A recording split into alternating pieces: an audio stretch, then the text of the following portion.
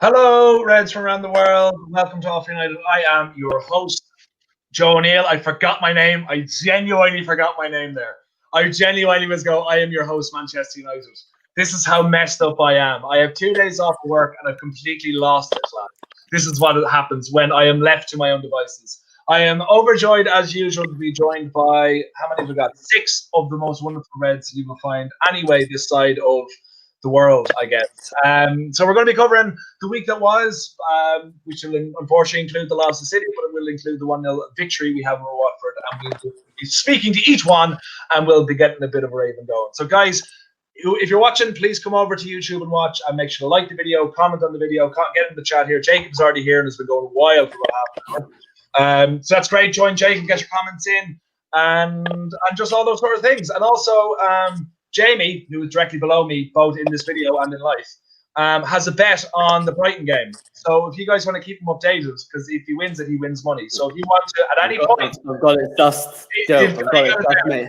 Okay, well, don't update me then. Update me only if Newport score, okay? Because I will hopefully judge by Jamie's face dropping, but just in case, put it in the group chat. We can have a lot of fun with it tonight. So, like I said, we're going to be covering. First of all, we will go through the Watford game, and we have a couple of people up here. The United family, hey, Carol, great to have you. Thanks so much for joining. Shout out to my guy Sean. Okay, because no one else is getting a shout out. Well, someone picked their favorite already. And oh hell, thanks so much for joining. So yeah, we've got great people here. This is phenomenal. So we're going to go straight into it. Keane, you are directly beside me, so you go first. And we'll end with Noah as per usual. What are your thoughts on our 1-0 victory yesterday? Look, I thought it was it was a game where Manchester United needed to win at all costs. You look at the FA Cup is an important competition for Manchester United in terms of adding silverware, especially for Ollie getting that first trophy is very important. And look, we're on the back of a defeat in the derby in the cup, so in the Carabao Cup, so it was very important that Manchester United went out there and got the result. I would say it was a smash and grab. It was a 1-0 kind of a professional performance. We didn't really come out with third gear for the 90 minutes, but the most important thing is, look, after making 9 changes, you're always going to expect a drop-off in performance. But there's a couple of players there yesterday who did have a couple of good performances. Telles, for me, I thought he was great going forward. Scott McTominay in midfield, him having the captain's armband and getting on the score sheet was fantastic. And then Donny van de Beek did show his qualities in terms of his attack and talent. So all in all, not the most entertaining game in the world to watch, but the most important thing is that we got the win, and we have 2 very important games coming up this week in the Premier League. So I think that at all costs, it was good to get the win, but now we move. Absolutely. Mark, for yourself? Echo a lot of what Keane said, really. I'd expect a bit more of a scoreline, I think. I think regardless of 9 players being, changed, we should really be able to probably get a bit more than that. I thought it was a little bit disappointing for me, really. I mean, we didn't get out of third gear. Watford gave absolutely nothing, and I feel that against teams like that, we should be getting more of a result. This is me being a bit pessimistic, I know, but ultimately, this is now the trophy that we need to concentrate on, and it's obviously good to get to the next round. I thought exactly the same as what Keane said. I thought Telles was brilliant. Bit suspect defensively still. We need to see him have a few more run of games. Van der Beek is obviously, we all know his quality. I thought he was brilliant. Not quite sure that he can really handle playing in a double pivot at the moment. I think defensively he's got a few questions, but going forward his sort of one touch pass and move was great to see. Great goal, obviously, for McTominay. I think something that I've worked out about him yesterday is that he needs to be in the box more often. He is obviously built exactly like that, and we could do with a few more goals from corners. But we won, and that's what matters. And as Keane says, on to the next one. Yeah. And Red Devil Weekly is trying to get a bit of love back here. And a shout out to you all, of course. Haha. It's too late, Red Devil Weekly. You've made your bed, now die in it, okay? Now, Jamie, for the Brighton Newport update, what is the score? It's 0-0 at the moment, mate, but Newport have had a good opportunity, but hopefully we're going to get some positivity. But anyway, back to the United. I'll keep you updated, Joe. Trust me, if there's a goal, you'll hear me. Yeah, thank you. Either that or Dom was paying out, one of the two. Regarding the game yesterday, pretty much echoing what the lad said. Professional performance. When I seen the lineup come out, wasn't expecting too much adventure when you've got a front three of Mason, Jesse, and Dan James. I wasn't sort of expecting fireworks. It was a game yesterday that we needed to be professional in. We got the job done. We're on to the next round. As I say, team news-wise, wasn't expecting much. We put a team out there. We rested our key players because we've obviously got a massive week, which I'm sure we'll touch on later on in the show. But very professional. I think Ollie will be happy.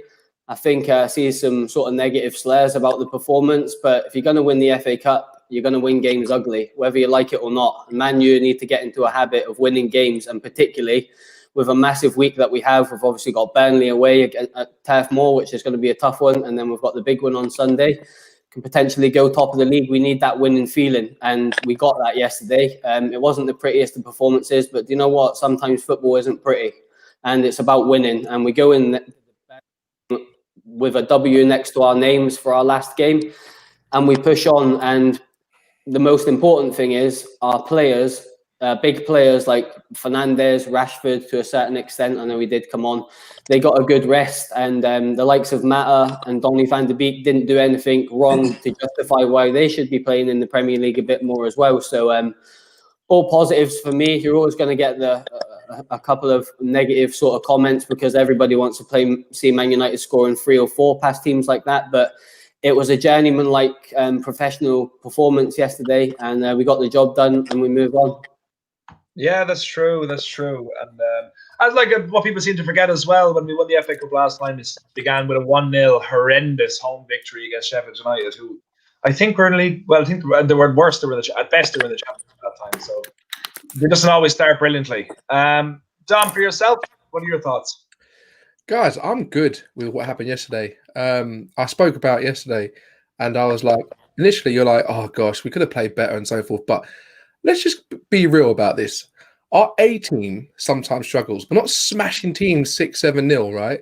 If you bring a B team in and you've basically got Dan James, Mata, Jesse Lingard all meet at a bus stop and they're saying, guys, do you want to play football tonight? They haven't played each other.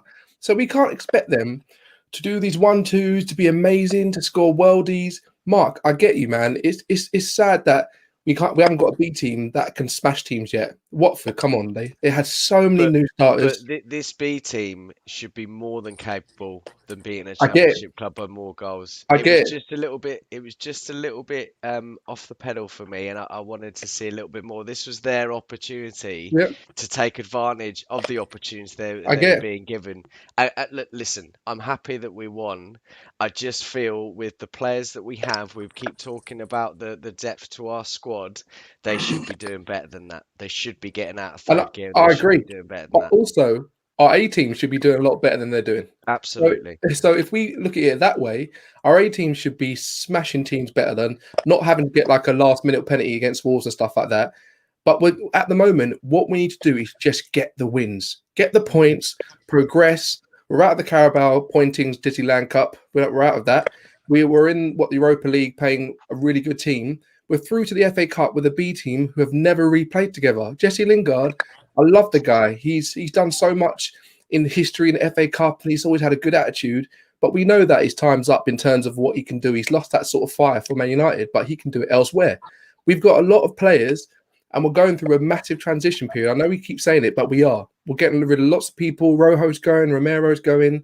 I have no problem getting a 1-0 win against Watford, but I do need to see progress. I need to see progress, and I feel like I'm seeing it in waves. And look, I don't really like seeing it in waves because we spent a lot of money and we've got a manager who's trying to progress the team. I want to see it more consistently, but I'm willing to take the time because I'm getting a feeling from Ollie that I haven't got from any other manager, and that's hope, guys. So the B team, rubbish. They weren't great, but we got through. Let's progress now and concentrate on the league. Yep, that's true. And just before we keep going, Brown Knight is giving us a bit of news. What did we miss? Only Brown Knight Jr. coming into the world at 12:18 a.m. UK time Sunday. Congratulations, Brown Knight. Fair play to you, bud. Congrats, man. I'm really hoping your name is actually Brown Knight now, and I hope to God at some point there is a Brown Knight Jr. actually coming into the world. But Sean, for yourself, do you agree with the guys? Do you feel any differently, or is it just about getting through the next round? That's the most important thing. Oh man, it's good to see everyone. I feel like it's been a little while with all the craziness going on in the world, especially over in this part of it. Listen, I was let's be honest, we've all watched better matches. But I agree a lot with what everyone's saying. At the end of the day, for me, it's about wins. And to progress in tournaments, to do well in the league, we have to win matches that we shouldn't win. We have to win ugly. We have to have games like this. They do help build character. For me, I agree with Mark in that, we should see more. But I also understand what Dom is saying because, a lot of times when people aren't playing together. And, it's so funny. So many people used to get on Paul Pogba about we need to see more out of him, but we forget some of the players he was playing with. And so now when we see more depth of squad, we see this kind of shift that happens. Now, what I would say is that I want to say it this way because it's not necessarily a disagreement with what Mark said about Donnie. I just want to say it this way. I'd like to say that Donnie obviously can play in a double pivot. It depends on what he's going to be used for in that role. I think right now we don't have someone who's good enough at doing all the defensive responsibilities by themselves for him to do that. But, I'm not going to get into my feelings overall on what certain players bring to the table. I just think that it's clear that Donnie is class. I felt like overall he played well yesterday. This is someone that's not getting to play a lot as well. So we couldn't expect him just to come in and be just ridiculously amazing. Ultimately, it was nice to see us score off of a set piece and not scored on from a set piece. And listen, I'm with the guys, man. We move. We won. We should be shouting about that. Forget our agendas and what we think, what we feel. And by the way, shout out to Red Devil Weekly, Kieran running my burner account, giving me shout outs. I'll acknowledge that. But anyway, guys, listen, I'm just happy that we won. And for me, I was never really too concerned about this game. It's the next one that's always been the one that's concerned me. It's concerned me since the beginning of the year because you'll never convince me that we're really progressing until I see what we do against clubs like Burnley. And so once we slap them and go top the league, then it's time to get the gas out and let's just get busy. I think that should be the alternate slogan, get the gas out. And also about the game yesterday, not everyone's left back is able to hold Ismaili Sarr to nothing. So shout out to Andrew Robertson about never mind. Holding him to 0 goals isn't for everyone. That's all. Isn't for everyone. Yeah, for our second left back, for Liverpool's first left back, he finds it a bit difficult. Noah, you found the whale, but did you find that performance interesting yesterday? Yeah, I really found it a mixed bag, to be honest with you, of highs and lows. I thought that I'll start off with the highs first. Let's go for the positives. McTominay as captain was absolutely superb. I feel like he really implemented a new role into the team. I think that his leadership qualities and the fact that he had that armband on around his arm, unfortunately, Harry Maguire had to come on and rob it off him halfway through the game, which was kind of unfortunate. But I think he was really good. I think he took it in his stride really well. Obviously, he made a brilliant contribution with the goal. Lovely headed goal, headed downwards as well, which a lot of our players don't tend to do, particularly Maguire. He always heads it over into Rosette, it always seems like, from corners. So that was good. Alex Telles, as Sean said, was absolutely superb, both defensively and offensively, which was great to see. He was dealing with a very tricky winger in Ismaila Sarr, someone that who we have and did have quite high interest in the summer. And, he dealt with him superbly, and his crosses that he always puts into the box. For me, he's one of the best crosses of the ball in the Premier League, let alone from a left back. I think he's super. Like, the power and the precision that he gets on those crosses is immense. And I think, United really need to take more, utilize that more. Hopefully we'll be able to see that more when Edison Cavani comes back. Obviously, I believe he's set to come back against Burnley. I'm not too sure, though, what's happening with his suspension. He is. Okay, cool. So obviously I'd love to see Cavani and Telles link up a bit more. And Donny van der Beek, just immense, really. I mean, his link-up play for one of the chances with Juan Mata, which Juan Mata should have scored, but that back heel was absolutely amazing. You know, like his football IQ is just like so top class, and just, you know, he really does need to and deserve really to start a few more games. I'd love to see him against Burnley. Whether Solskjaer's going to pick him or not, I don't know. Because obviously Burnley are quite a physical team, and that's one thing I think Donny's really struggled with coming to the Premier League, like a lot of midfielders do. I'm sure us guys remember when Fred came to the Premier League, how much he struggled with the physicality. Yeah. So he might not start in that game, but I'd love to see him get more chances, because he showed us, and he reassured me of his qualities, and yeah, he will thrive at this club. I have no doubt about that. But yeah, no, I mean, it was a good performance, really. But the thing is, it's kind of a negative. But Solskjaer got to see the fringe players, if you will, like the Jesse Lingards and the Dan James, who are really not good enough, in my opinion, for this football club. You know, I think, you know, Daniel James and Jesse Lingard, as I mentioned, need to. Well, I mean, I'd like to see Daniel James go on loan to get some more experience, but Jesse Lingard, I think, needs to go on a permanent deal. I think his time is up.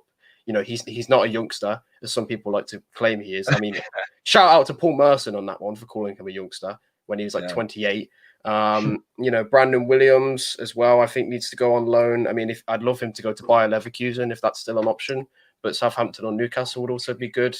And yeah, I'd also like to see Mason Greenwood potentially have a break, maybe in the under-23s, because, you know, we always hear this talk, guys, about Mason Greenwood potentially leading the line for Manchester United. But yesterday, you know, he had a real chance to prove Solskjaer that he is the future of the number 9 position, but he was not at it yesterday. I don't know what the problem was. I don't know whether it's just because he's a 19-year-old kid and obviously he's been struggling with things off and on the pitch this season, or whether it's just he can't hack that position and he needs to go back to the right way. I'm not too sure, but that's one thing I wanted to bring up as a negative point from the game that I really noticed was Mason Greenwood. Really just on that one, though. Sorry to butt in, because I'm really passionate about this point. For me, right, Greenwood's gone to a B team. He's playing with Dan James. He's playing with Mata, whose IQ is unreal, but he's not been playing a lot of games. He's playing with Jesse Lingard, right? If you put Greenwood up front with the A team, he's going to play better because he's playing with a better team. So I can't judge Greenwood and say what's happening with him yet until he's got a run of games in number 9 with the best team. I think that's the only way to properly rate him, because I agree. You can't put him in a like a freaking Mini Cooper. No disrespect to Mini Coopers. I like 1999 one, whatever. You can't put him in a car like that and say drive and win this race. But then normally there's Lamborghini. That's not fair. You have to put him in with the best players and then see if he can produce. And I think with the A team.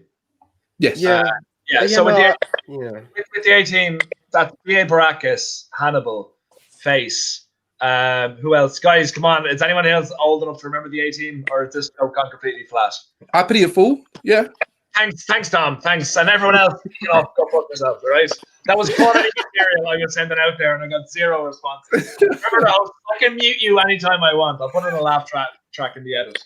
But sorry, was someone going to make a point there on Dom? What he was saying? I was just going to reply to Dom and just say I do agree. Yeah, no, I do agree with that, and I can completely agree that, you know, Greenwood does deserve a chance to play up top with the Bruno Fernandezes and the Paul Pogbas and you know, Marcus Rashford and the other players. It's just, I really felt that, you know, yesterday was a real good chance to show Solskjaer and just show everyone else, like the fan base, that he can lead the line. And I don't know, I just felt like it wasn't really his finishing or his passing movement that was the problem. It was more his work rate. He wasn't you know, looking for the ball. He wasn't moving around as much. And for someone who's supposed to be learning off Edison Cavani, it really didn't look like it to me. And I don't know, it just kind of disappointed me. So that's it. But, you know, on the face of it, it was a positive game because players like Scott, Donny van der Beek, and you know, Dean Henderson as well, I thought had a good game.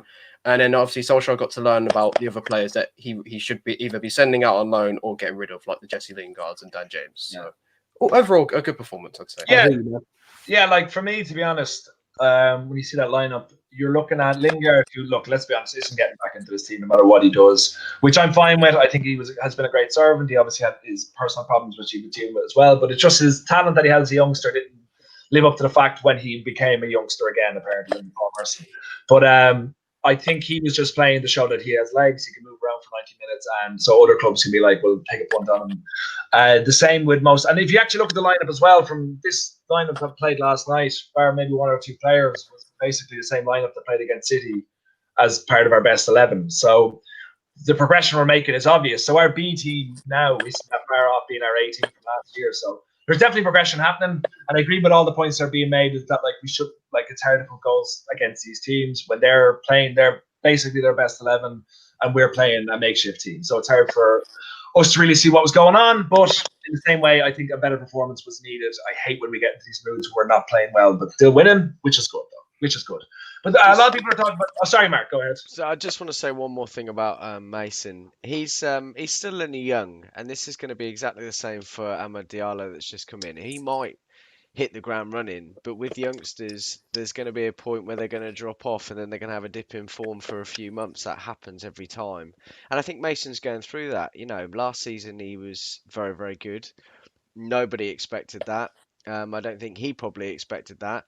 And he's just going through a bit of a dip. When you're young and you haven't had that experience, it's going to be very difficult for you to manage and get on with a dip in form. And I think that's just what he's going through at the moment. I agree with what you said, Dom. In order to see Mason's best potential, he needs to be around better players. I absolutely agree with that. But the thing is, I'm not sure. He should be a number 9, and he should be a number 9 over Martial and Rashford. But I'm not sure he's probably going to get too many opportunities with those two if they're on form. Martial's not really on form, so he should get in front of him, really. But And he Cavani.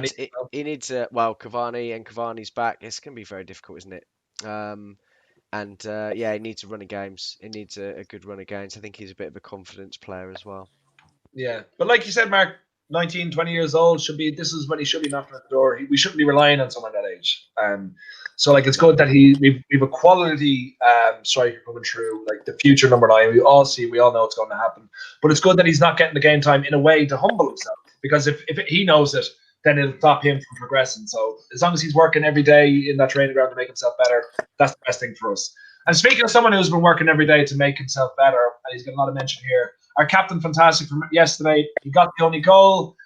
He's getting so much hate online, which is honestly frustrating the shit out of me, because I don't understand where it comes from. I can understand when people say he's not the best central midfielder we've ever had.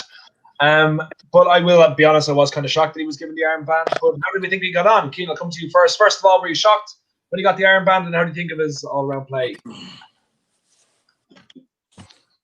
When you consider, when you look at the changes that we made yesterday, like Scott McTominay, I think was given the armband on the basis that, look, he's one of the players that came through the academy. He's someone who, who understands the club, Manchester United, and so he's someone who always gives 100%.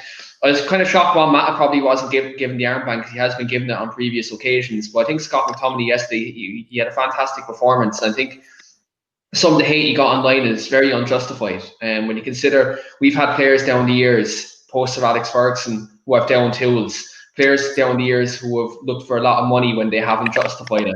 So for Scott McTominay to get that hatred online, I think is completely out of order. And he's someone who always shows 100% commitment to the Man United. And for people to say that he doesn't understand the club, I think it's just absolutely ridiculous. Yeah. Mark, I think, though, I hope I'm not mixing up with someone else, but I think you put out a tweet yesterday saying how much McTominay frustrates you when he's not under pressure. Was that you? No, that wasn't me. Oh, well. Well, maybe you should. That's awkward.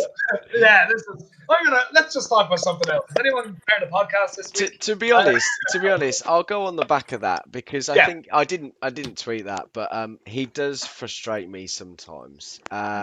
As a defensive midfielder, Joe, you and I have had this conversation so many times. Yeah. However, yesterday I thought he had a very assured performance. I think he really did, come into his own a bit, being the captain. I think he doesn't take anything for granted, and he wanted to kind of be that leader. I think it's all the hate that he has been getting is totally unjustified, especially for yesterday. I think, he as I said, he had quite an assured performance. But I think my frustrations with Scott is that I don't really know where you play him in midfield, because sometimes I feel like going forward he can be okay. Sometimes I feel like his passing probably isn't good enough in order to play the balls like Matic and Pogba, progressive football. So it's a tough one, really. He had a good game yesterday, and I think any negative criticism he may or may not have received is very unjustified. And I think that just kind of shows a lot of our fan base, what they're like at times, and it's a shame. You know, I'm always, and I've said this before, I'm always an advocate of, if a player is playing well, you absolutely get behind them, and you say when they've played really well. So anyone that's jumping on his back and say that he didn't yesterday is wrong. So it's like I said, I do have my frustrations with McTominay, but if he plays like that, like he did against Leeds and RB Leipzig, then hopefully those frustrations of mine will go away. But were you surprised yesterday when he was made captain? And Um, do you see his role? Because I don't know if we've really asked you this question before. Because it seemed to me that he is being made to be the next Matic. And do you think that will ever happen? Because he's still young. He's still 22, 23. I don't know really. I don't know if he's got. I know that he used to play further forward through when he was playing in the youngsters under 23s, but I don't know if he would. Has he really got the frame? I always imagine number 10s really to be a different build to McTominay. So I can't imagine it. I mean, I said thinking Matic now, not Mata. Matic. Oh, Yeah. right. Sorry. I was thinking, hang on a minute, not number 10. I don't think, I personally feel you can't. I think the ultimate goal for Manchester United is to play one holding midfielder. And the only way you can, I feel, you can really have McTominay is in a double pivot, really. I feel that Matic or Fred do tend to hold his hand a little bit more and get him through the games. As a defensive midfielder, I think he's much better going forward. And I don't even think he's a box-to-box. It's really difficult for me and McTominay. I think that, you can't play him further forward because you've got Pogba and Bruno. Yeah. So I don't know what they're going to do with him. Perhaps he is going to mould him into a defensive midfielder. I just find that sometimes his positional awareness isn't the best. Yeah. And as long as he's got someone next to him, they will bring out the best in him, is what I feel. I know people are going to disagree with me, but opinions can be wrong. So You've been a great politician. Jamie, what's the score? And you're muted. You're unmuted. Jamie, what's the score? Sorry, mate, that was my fault. I'm getting emotional watching this game, man. They've missed 2 sitters already. Honestly, I can't even. Sometimes I hate football, honestly, it does my head in. Mopay just had a great chance, but this is turning into the Brighton show when I'm on here, so I'm going to shut up about it. When it comes to McTominay, I just think he gets a lot of criticism because nobody really knows what he is. Is he a box-to-box? Is he a defensive midfielder? Is he a deep line playmaker? He's kind of probably none of them. But the criticism that I seen of him yesterday, I actually stayed off of Twitter last night after the game because the usual, Ollie's not the man. We only won 1-0 against the championship team. So, what do people want? And the thing that strikes me with McTominay is Ferguson really liked him. I know he didn't come through when Ferguson was there. Jose brought him in. Ferguson apparently spoke to Jose and told him he's one to watch. Jose really liked him. They're arguably 2 of the best managers that's ever managed. So who are we to sit and question him? Ollie likes him. So I think he was put captain yesterday because he's one of the players in that 11 that's been playing consistently with the A team, so to speak. So I feel like that's why you give him captain. I feel like if Ollie is there long term, that's something that could potentially develop as well. I know he plays quite an integral role for the national team as well, and he's seen quite highly from Scotland's manager as well, who obviously plays him in the back three. So he's a very versatile player, but I just don't get the hate. It's the one thing about our fan base. I'm all up for opinions, and we've got quite a lot of opinionated people involved in this channel, and that's what makes it a great channel. But I don't understand the hate towards a young lad that's living the dream. Like, if Scott McTominay wasn't in our academy at a young age and wasn't in our team, our first team, my girlfriend's just said yes, so I'm presuming Brighton have scored. Right, okay, thank you, sweetheart. Sorry. Goodness me. Sorry about that, guys. But if he wasn't playing in our first team, he'd be in the Stretford end with a kit on like us, you know? So it's a case of, I just don't understand the hate. I understand football is very diplomatical in personal views. People have different views to me, and I love that. That's what football's all about. But the hate aspect towards McTominay, who's just a young boy that's trying to develop to become a player at the top level, and I've played a good standard of football, nowhere near what he's played, and I could only dream of playing for Man United at his age. So I don't quite know where he fits in with regards to his position long term. But Ollie likes him. As I said, Jose loved him. So who am I to sit and question him? And I'm not saying for a second people shouldn't question him, because, as I said, it's what it's all about. This is why we're on platforms like we are, because we disagree with each other, and it makes good listening. But the hate aspect, I'm sure people have seen some of the stuff today. He doesn't have the Man United DNA. Just give me a rest. It's like saying Sir Alex Ferguson wasn't a good manager. It's absolutely crazy. But yes, Brighton, come on. We're going to clip that part, Jamie. Do it. Yeah, no, sorry, I'll come to you now in a second, Tom. But it's just what Jamie said there. Like, if you go through since McTominay started, since he got his debut under Mourinho, and I remember when Fergie got his statue, I think it was, that's when he grabbed Jose and was like, he's one to watch. He's a great player, about McTominay.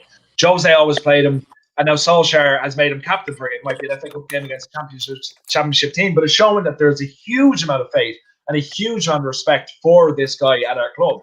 And that's what I'm saying. I think that they're like, I completely agree with everything Jamie's saying and what you guys are saying, that we don't exactly know what his position is yet, but I think it's because he's young. But every manager has had so much faith in him so far that I think that eventually he'll make one of it his own. I just think they can't all be wrong, really. Can they? You know, well, fuck Jose One, Mourinho, maybe two, but three of them, yeah, not Fergie. You know, he is God. I didn't mean to laugh at that. He is actually God. Some of the stuff online about McTominay as well is 100% clickbait, like 100% it is. And like, if you're a Man United fan, you can't help but see Scott in that team and think, yeah, go on, boy. Like, you're living the dream, and some of it is complete clickbait. I'm sure you have seen I'm not even going to mention it, but I'm sure you have seen one.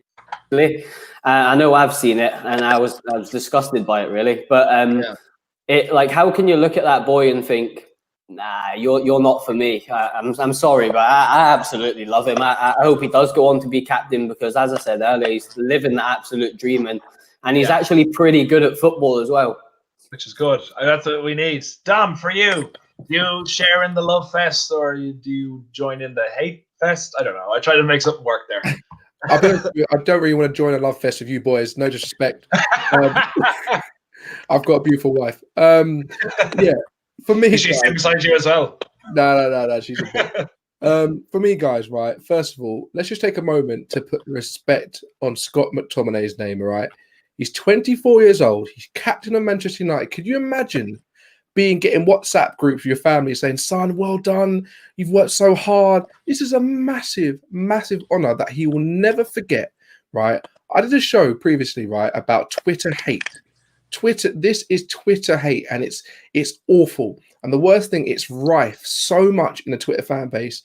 Like, within the lockdown in England, it's been tough. And different fan channels have made such a difference in helping and bringing companionship in terrible, terrible dark times. Everybody's opinion is valid, but when that opinion goes towards hate, I'm blocking you, I'm muting you. I don't want to hear it. I don't want to hear it, because there's people on the other side of that computer, that mobile phone, who might not have a thick skin, and you don't know what they're going to do. Scott McTominay, right? He's a young boy. He's 24. We've seen him save us. We've seen him defend for his life that last game. Don't get me wrong. There's improvements, and I said it in my previous stream. There's improvements that we can see from McTominay. His passing sometimes it falls short. Sometimes you're wanting him to do a bit more than pass left and right. But he's learning the game. No one's saying you need to be world class. You need to be the best footballer. You just need to do a job, and he will get better. And once we understand, you can see, right, when Ollie said let him off the leash in that Leeds game, he's probably one of the best shooters in our team. He's better than Pogba for me. When he gets out of that penalty box, it's a rocket, right? He's got that ability. When he's allowed to go forward, that's when we see him shine. But when he's not allowed to go forward, sometimes we're seeing a kind of a Scott McTominay who's not allowed to get off the leash. He's got to play a very composed game. And that part of his game, he's still learning. He's still trying to improve. So for me, right, if you want someone to improve, right, whatever job you work in, guys, right, if someone's saying to you, right, you're working hard, you might not be doing the best job, whatever you're doing, but you're trying your best and you're trying to learn. If someone comes to you and goes, mate, you are rubbish, you are terrible, and they're not giving you constructive criticism, how are you going to feel? You're going to feel like, wow, this is a bit down. You're not going to play better. You're not going to try and prove them wrong. You're probably going to go in your shell. So we need to lift these people up. He's literally the captain of Manchester United. I would be like, mate, please, can we go to Pizza Express? You know what I mean? I'm so excited. Like, honestly, give the guy a break and lift him up and give him good constructive criticism for all our players. That's all I say. I just have to, before we get to you, Sean, I have to go to our reporter in South Wales because I've heard there's been a goal. Jamie, what's going on? There's been a reporter in South Wales that Newport have scored, but there's also been a report in Newcastle that Jamie cashed out. My girlfriend Jo just goes, no. I was like, it's all right, sweetheart. Dom's on. I'm muted. I cashed out. Don't worry about it. I see you in the comments as well, Jamie. I see you. Fair play. Sean, McTominay as captain, and we're hearing a lot of and complete what everyone was saying. We have to support him absolutely. But how do you feel he handled being the captain yesterday? I'm waiting on everyone. I know everyone's holding their breath because they know I don't rate him. So ultimately, here's how I feel about it. I feel overall he played okay.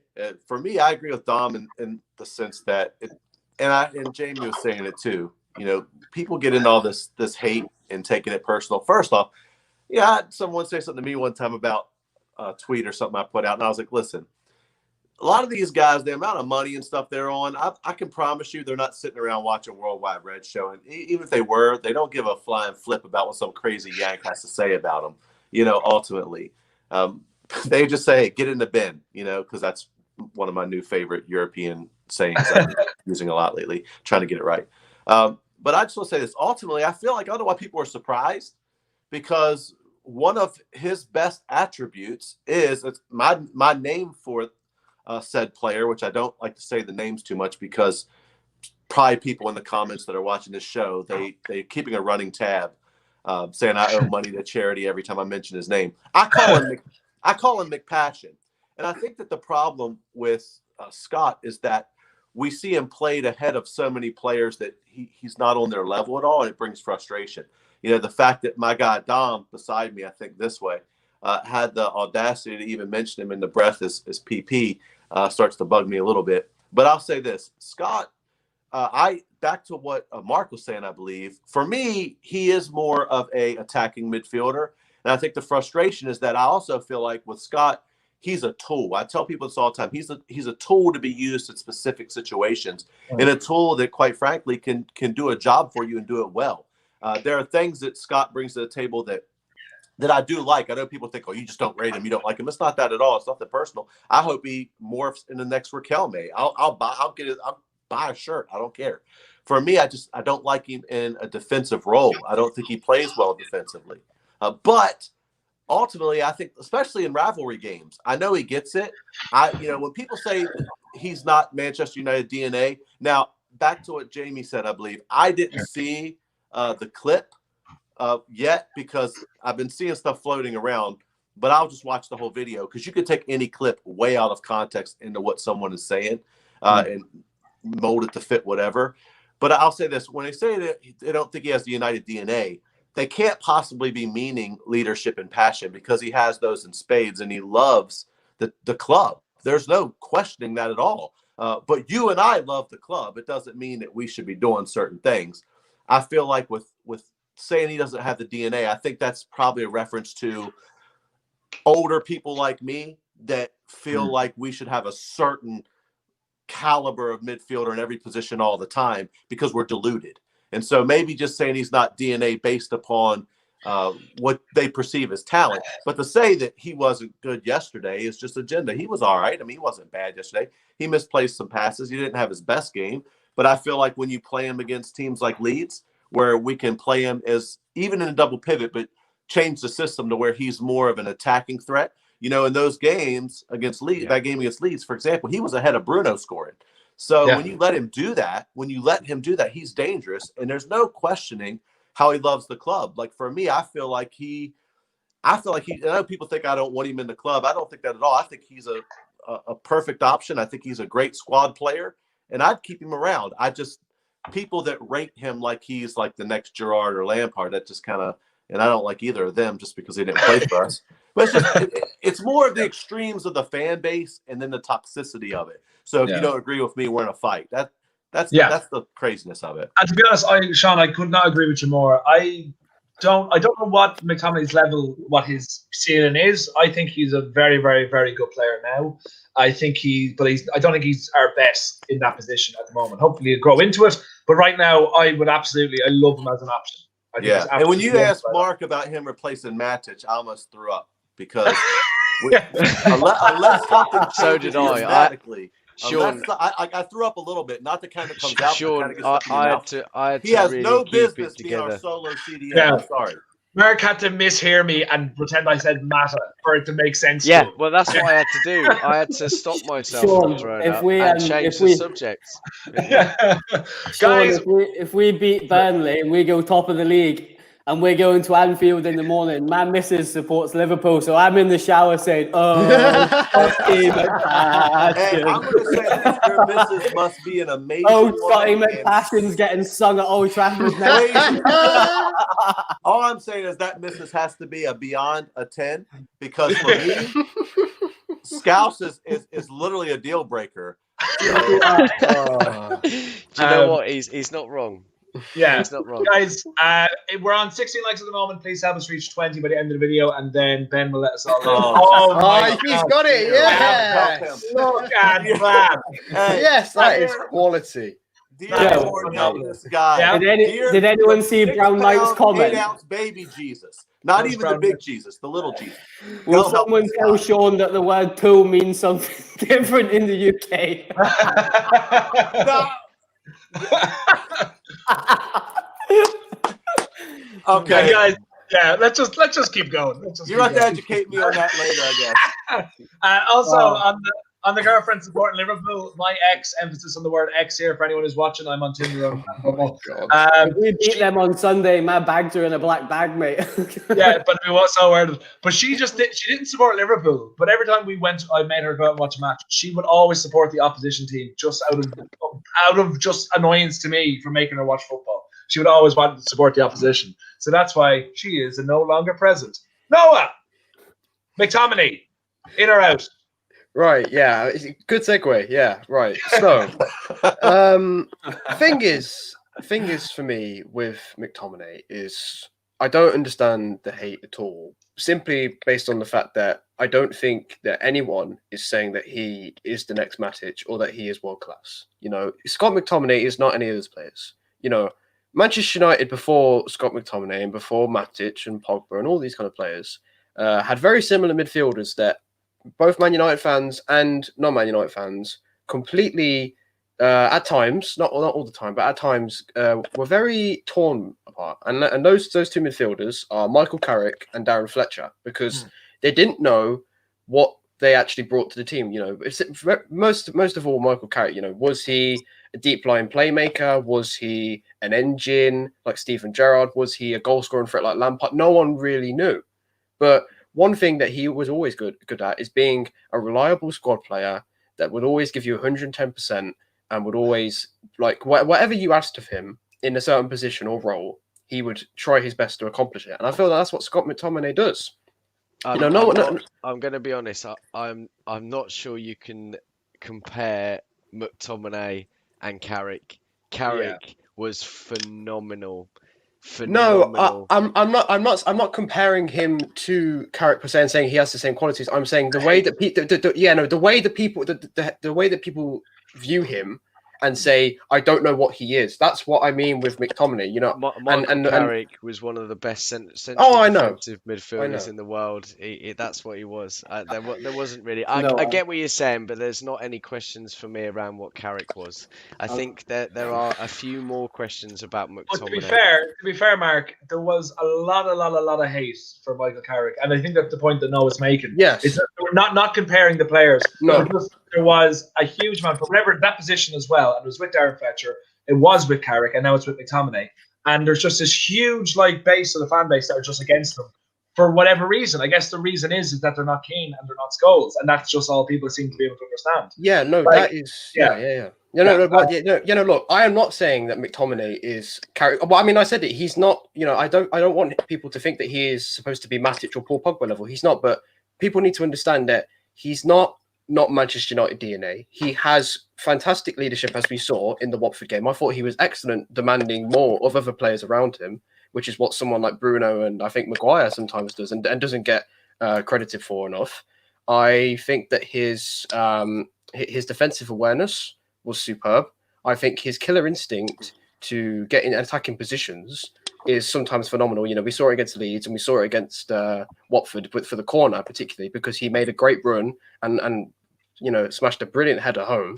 So I really don't understand the hate, and I don't understand why people can't understand that Scott McTominay can be a fantastic squad player. He doesn't have to be a fantastic midfielder that's Paul Pogba and Matic level, but he can be someone that when Ollie needs a midfielder to be relied on or do a specific job, he will do it, and he will do it to the best of his ability that he can. And I think that's what Manchester United and any good team does need. You do need someone like a water carrier, and that's what I think McTominay is in a way.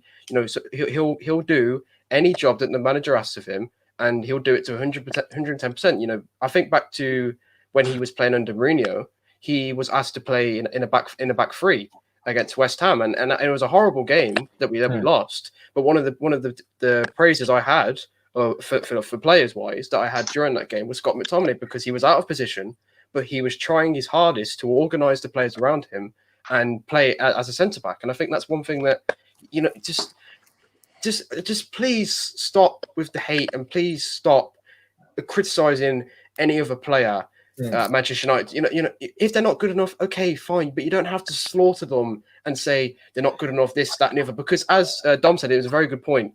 Footballers are human beings. They have,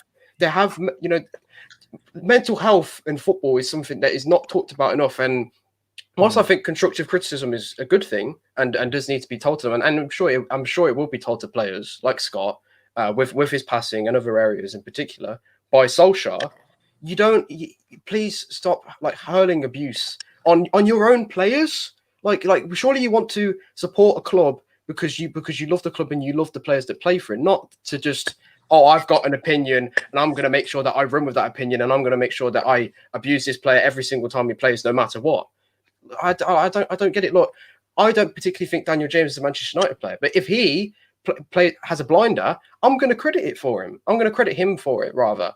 And I don't know. I just please stop with the hate on players, particularly ones that aren't, that aren't going to be expected to be Paul Pogba level, because Scott McTominay isn't that. And I think people just need to reevaluate your judgment in that sense. Well said, Noah. Well said, mate. 100%. Hell, best friend of the club, and the channel, put up a great post actually here. Williams posted a job done post last night, and people responding, telling him he's crap, leave the club, should be going back to the 21, 23s, etc. So you're just absolutely sick of it. It's just people with no lives. Just it's not the way it used to be. It's almost. I think the world was better prior to social media anyway. But that's just me being a young old man. No, I agree. But I just want to make I didn't say this to you guys beforehand, but it just sort of came to me. But we touch on this if anyone has a point. to make. But and the same in the comments, guys. Wherever you're watching, please come to YouTube. Please give the video a like. Please support the channel any way you can by subscribing.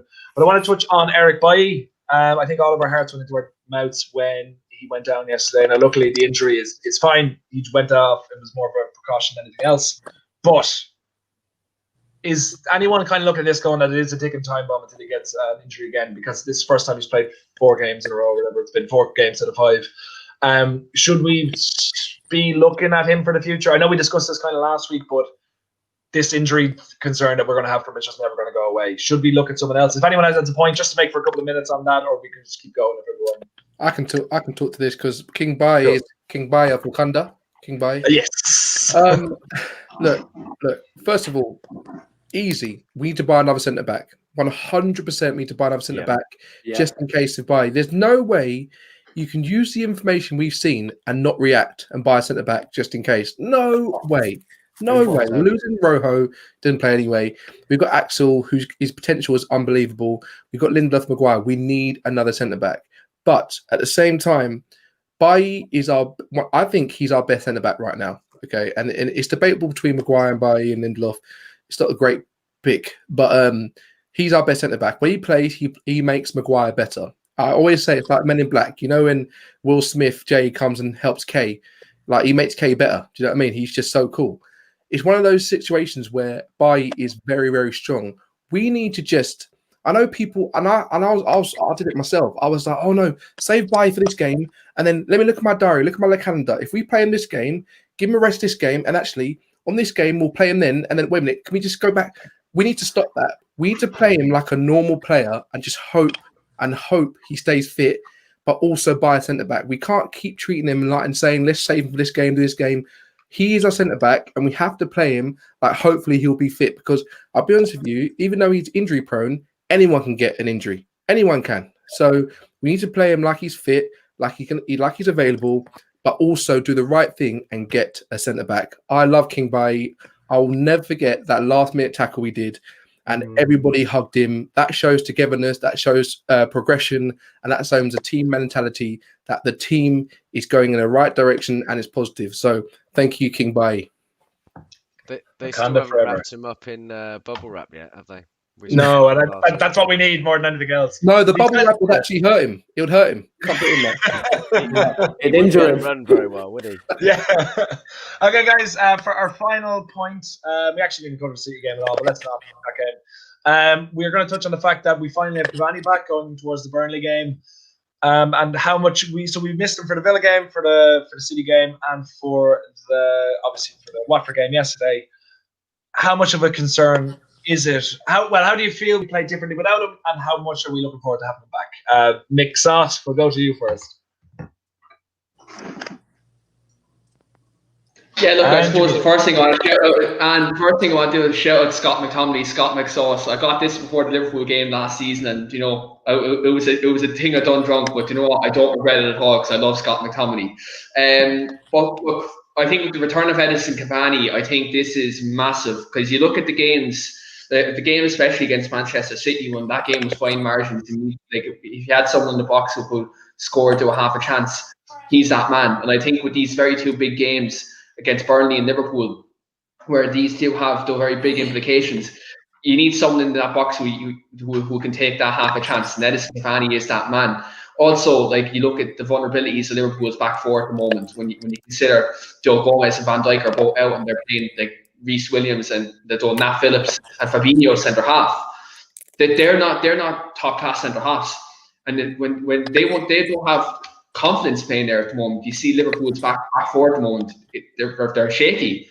When you see a player like they look at the team sheet and they see Edison Cavani's starting, like they'll pop their jocks. Like, do you know what I mean? They'll see a world class striker coming in there. They know they're going to be in for a battle for 90 minutes. So for me, having Edison Cavani back this week is so crucial. And I think he's a player that I think that with the likes of Bruno Fernandes and Marcus Rashford, very important players this week. And you know, we having him back now to provide a good platform for us to go and get 2 wins. Absolutely. Of course, we do have Burnley first, which thanks for giving them a shout out, Keane. We know where your heart is lying. Mark, for yourself, with the Burnley game coming up, how much are you looking forward to seeing Cavani back in the line?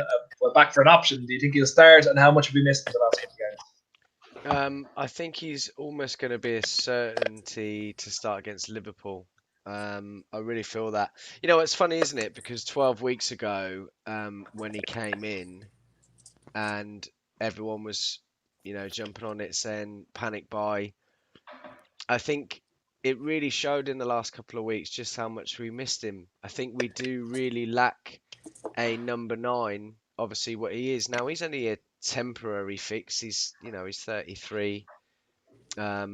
Probably will be with us 1 or 2 seasons. So I think they'll probably be looking at getting in an actual number 9 to replace. But I think he is good. I mean, even at that age, he gives you a different dynamic. He will be there, as Keane said, just to kind of be in the right places at the right time. And I think he's exactly right. Actually, I think with Liverpool's back 4, I think it's going to be the perfect opportunity for him to be able to jump onto those opportunities.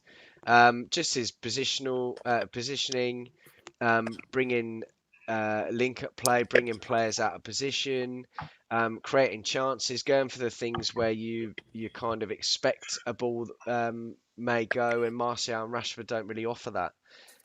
So I think that it's going to be a huge benefit to us, him coming back. I think he'll probably have some sort of cameo at least against Burnley, and I feel that he will.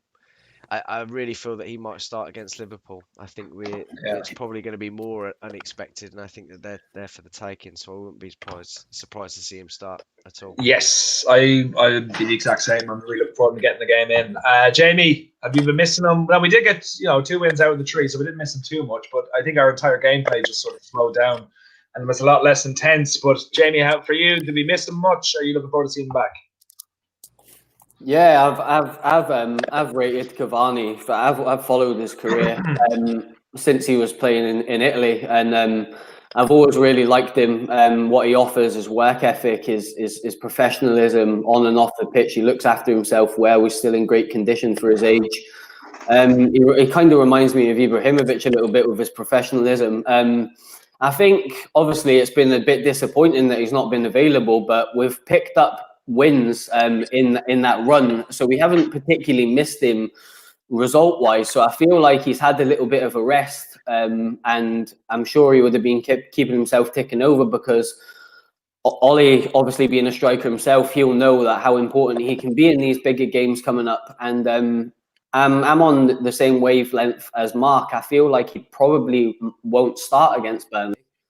He'll have maybe a cameo, and he'll be set for the Liverpool game. And I'm sure Ollie's took that from working under Sir Alex. Sir Alex give players particular jobs to be ready for certain games, and I feel like that's what he'll probably do with Cavani. I'm a bit of the all of our fan base obviously love Fernandes because of what he does, but I love Cavani. I'm all about Tarzan FC, I absolutely love him. I think he gives you a presence, and when you look down a team sheet and you're the opposition team and United's team get put out, and you see Edinson Cavani up front, you think, I'm going to have a tough afternoon here.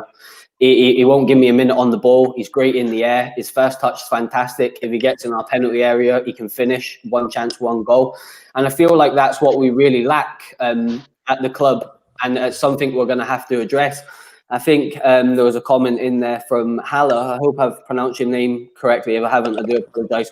About Haaland, that sort of ice-cold finisher. I've said it on here numerous occasions when I've been on the channel.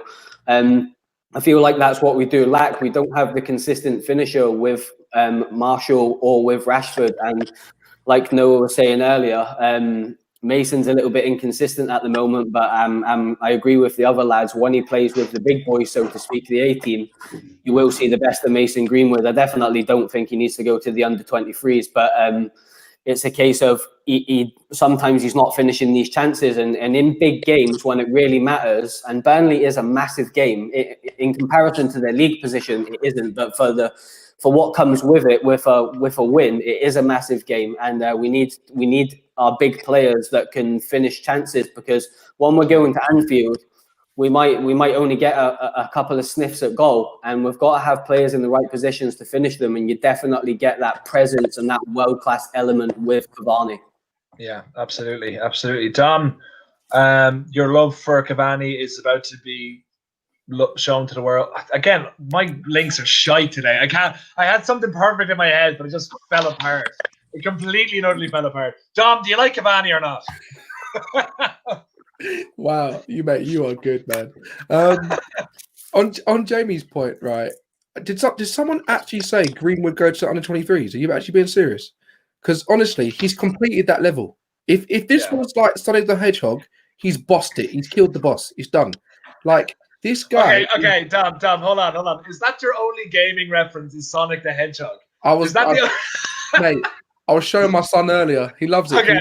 Daddy, he's so fast and blue. Do you know what I mean? So I was like, yeah, that's fair. But that is like 30 years old. I just imagine the last game you played. Don't you remember the old levels when you had to beat the boss at the end, right? Yeah. Of course. It's a good reference. Massive It's a good Sonic fan, me. Oh, massive. Go on, yeah. So for me, Greenwood is young. We've seen he's got talent. He just needs to find his foot. He's gone through what most people go through in a lifetime in about 2 weeks.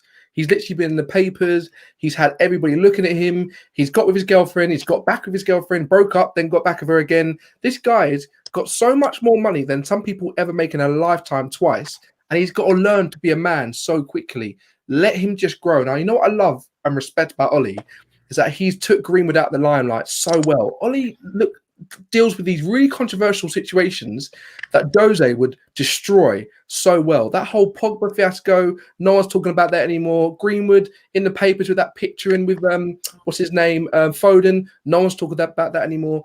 Give Greenwood some space and time and let the boy grow. But anyway, about Burnley, this game is, I hate saying this because it's such a cliche, but it is huge. So I'm going to say it's a huge game. And the reason it is it instills that confidence that we take into Liverpool, right?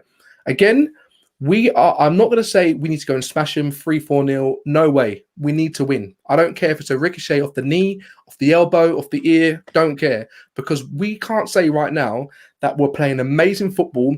We're bossing teams. They can't get the ball. Come on, we've seen the games. And there's nothing wrong with what we're doing because this is a weird season. It's a coronavirus hit season. Let's just get the points and get the win and grow. Could you imagine if we had Sancho on the right or if we had Grealish on the left, or if we had Haaland playing? We're building something and it's going to take time. It's not FIFA. You can't just sell everybody and buy everybody. It's not like that. So for me, just get the points on Burnley. Cavani, if you play, no problem. If you don't, no problem. We've got the team and the depth. People can get the goals off the bench or from the start. Get the 3 points and we progress. Absolutely. Sean, for you, on Cavani and on the Burnley game, how much are you excited to see him back and how much have we missed him? Yeah, man, like Tarzan, as Jamie said. I'm going to say this. First off, to Dom, you can't reference Sonic again with any other player besides Dan James. We already know Dan James is Sonic, so yeah, we're not having any of that today. But let me just say this about Cavani. Back to some of the points that's being made. You know, I feel like that a lot of times Anthony Martial, some of what he brings to the table gets overlooked because we live in a stats generation. People think that stats always tell a story when sometimes they can be misleading. And so ultimately we've seen Tony miss some goals this year. He should have scored, period. He needed maybe some drop in or something to get his head straight, but he was having a little. But the thing about Tony, when he goes through these patches, he still contributes in other ways. He wins penalties, he gets assists, he holds up the play well. He's a different type of striker than Cavani is. And I think that one of the problems with our strikers is that a lot of times I feel like they are starved for good service. They're starved for big chances. Like I watch the Scousers play, and I mean, I'll watch them just skying balls over the, from 4 feet out. I'm like, what are these guys doing? They miss so many chances. We don't make enough chances a lot of times for me to be too harsh on the strikers. Now, I did see a comment that someone made a few minutes ago that you put up, Joe, that they were saying they were wrong about Cavani. And my question would be, what were you wrong about? Because when the truth is, back to what Mark said, Cavani was a panic buy. They had no intention of getting Cavani. They knew they weren't getting Sancho, so they were trying to. That's just what United do, because we know our biggest problem is our board, no director of football. And so it is what it is. It was a panic buy that's happened to work out some. We like Cavani. No one's doubted this guy's ability and skill. He's an amazing, amazing footballer, but he's not much younger than me. Not a good thing for a professional footballer. Second of all, if those that pay attention know that for the last 2 seasons, he's had quite a few injuries, especially muscle injuries. Once that stuff starts, it's hard to just shake it. So if anybody that had doubts about that signing, you weren't wrong to have doubts about it. Everyone knew it wasn't like this great signing. When you look at it, and hindsight's always 20/20. He's done well. And guess what? As long as he stays healthy, he'll still score, because that's what Cavani does. And he's a good player. He gives you passion. I think that it's great for the other players to watch him, to watch how he moves, his movement off the ball, and how he occupies people. This is some of what we're needing. So I'm excited to have him back in the lineup. But for people in the down in the comments saying, "Oh, I made a mistake," unless you are slating him saying he was just trash, then yeah, you made a mistake. But the truth is, we are right to question, because again, last second, I guess the thing it proves to us as a panic buy is if you pay attention to the transfer window. Cavani's agent said back in January that someone mentioned him going to Manchester United. His agent was like, "Well, we're not going there. We'd only go there for the money." And then we signed him in the summer, and it's all passion and kiss the badge. I get it. So we had a right to be questioning it. But hey, I don't care why he came, why he's here. If he's scoring goals and helps us win, let's go number 7. Yeah, absolutely. Where are you going? There. Yeah, can't disagree with that at all. Noah, for you, a final point on Cavani and how much you missed him and how much you're looking forward to having him back. Yeah, I've always said, on this show and on other shows that, whilst there are problems with Manchester United's defence, with Bailly's injuries and also competition for Wan-Bissaka, one of the big things that I've been crying out for years at Manchester United is an elite goal scorer. And no matter what the age, someone that can come in and whatever they do off the ball, they can stick it in the back of the net when we need it most. And as we've been saying earlier in the show, against Watford and against Burnley, regardless of how we play, we want to get 3 points. We want, even if we play ugly, we want to get those 3 points. How often do you do that? Often you do it with a world-class striker who makes something out of nothing. And that's exactly what Cavani does. His movement and his positional awareness when he's in the box is second to none. And I think, that's something that, as I was saying earlier with Greenwood, I would love Greenwood, Rashford and Martial to all watch and learn from Cavani, because he has so much experience, across from Italy, France, even with Atletico Madrid back in his day, on playing against such top defenders, on how you can get past them. I mean, even if we think back to when we played PSG in France, he was helping out Axel Tuanzebe on how to deal with Kylian Mbappe and Neymar, and look how well he performed. So I think he's a really valuable asset off and on the pitch rather. I'd love to see him against Burnley.